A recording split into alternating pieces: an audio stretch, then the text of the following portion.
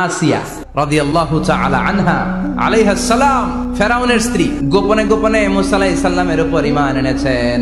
ফেরাউনের বউ আসিয়া অর্থমন্ত্রীর বউ দুইজন মিলে ফেরাউনের কাছে ঘটনা পৌঁছে গেল, খবর পৌঁছে গেল। ফেরাউন ডেকে পাঠালো দুধের বাচ্চাকে নিয়ে। ফেরাউনের অর্থমন্ত্রীর বউ হাজির, কুখ্যাত সন্ত্রাসী ফেরাউনের নিজের বউ আসিয়াও হাজির। ফেরাউন বলে, এক আল্লাহর উপর কুফরির ঘোষণা দে, আল্লাহকে ভুলে যা, আমার পায়ের সামনে সেজদা দে, আমি মাফ করে দেব। আসিয়ার এক কথা, জীবন যাবে কিন্তু ঈমান যাবে।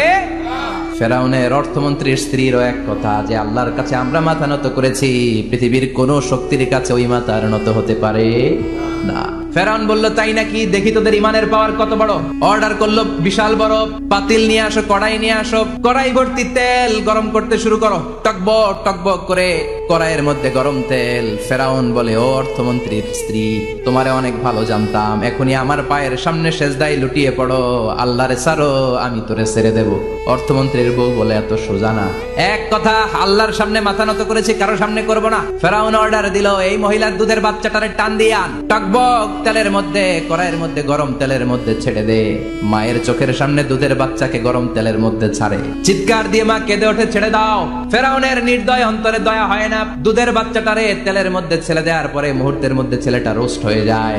কিন্তু ছেলেটা হাত উঁচু করে ডেকে বলে, মা ভয় পেও না, তোমরা দেখো টকবগে কড়াইয়ের ভেতরে তেল, আসলে মা এটা আগুন না, এটা জান্নাতের বাগান। ও মা, ফেরাউনের দিকে তাকাস না রে মা, আমার মতো দৌড় দিয়ে তেলের মধ্যে ঝাঁপ দে। আল্লাহু আকবার।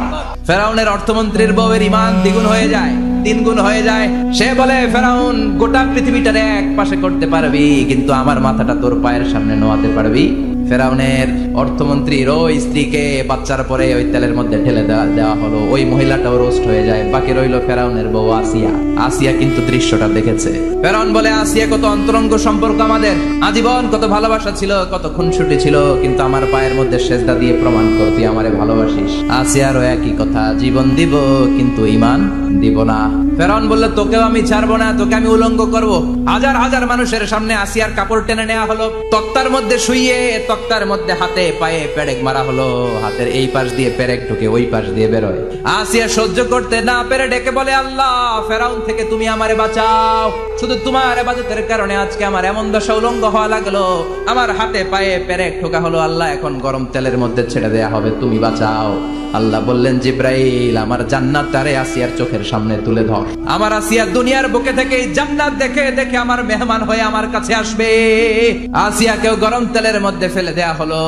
দুনিয়ার বুকে থেকে জান্নাতের নমুনাটা দেখতে দেখতে সাইয়েদাতুনা আসিয়া আল্লাহর কাছে চলে গেলেন। পড়েন আল্লাহু আকবার।